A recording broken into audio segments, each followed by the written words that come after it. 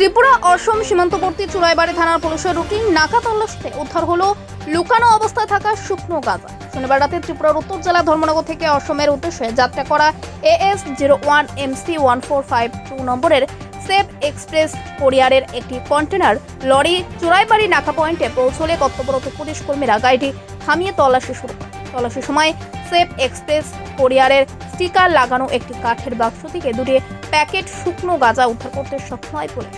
সাথে আটক করা হয়েছে লরি চালক রফিকুল ইসলাম, বয়স 30-কে। সে অসমের ধুবড়ি জেলার চাপড়া থানার ভূতনাথ এলাকার বাসিন্দা।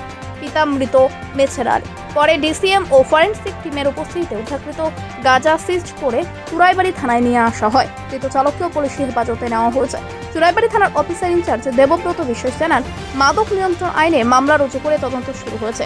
সেফ এক্সপ্রেস কোরিয়ার সংস্থার এই গাঁজা পাচারের কোনো যোগসাজশ রয়েছে কিনা তাও খতিয়ে দেখা হচ্ছে। উল্লেখ্য, এর আগেও ত্রিপুরা ও অসমে এই একই কুরিয়ার সংস্থার লরি থেকে মাদক উদ্ধার হয়েছে।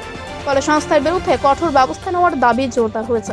পুলিশের সূত্রের খবর, ধৃত চালককে রিবরার ধর্মনগর জেলা ও দায়রা আদালতে তোলা হবে এবং পুলিশি রিমান্ডে নেওয়ার আবেদন করা হবে। অ্যাকচুয়ালি আজকে আমাদের একটা ভেহিকল চেকিং চলছিল।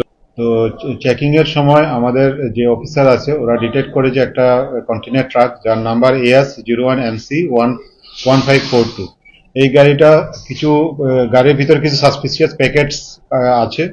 তো অ্যাকর্ডিংলি আমরা বিভিন্ন ডিসিএম এবং executive magistrate, forensic team expert তারা প্রেজেন্সে আমরা সেই সাসপেক্টেড প্যাকেটগুলো ওপেন করে দেখা যায় যে দুটা প্যাকেটস গাঁজা পাওয়া যায়।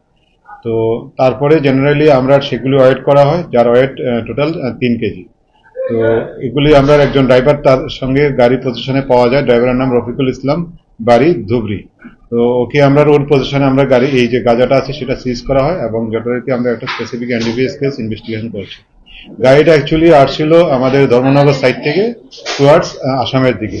তো আমাদের নাকা চেকিং এর সময় ওই গাড়িটা আমাদের হাতে ধরা পড়ে এবং বাকি আমরা এটা হলো যেটুকু এটা কন্টেনারের ভিতরে একটা সেফ এক্সপ্রেস বলে একটা কুরিয়ার সার্ভিসের নাম এটার মধ্যে করা আছে। তো সেটা আমরা আর ইনভেস্টিগেশন করে দেখছি অ্যাকচুয়ালি কিভাবে আসলো এখানে বা তার কুরিয়ার সার্ভিসের কি রোল আছে, সেটার পরে আমরা স্পেসিফিক অ্যাকশন যারা আছে তারা পেডলারের এগেইনস্টে নেওয়া হবে। Bureau report, news live 24 Tripura.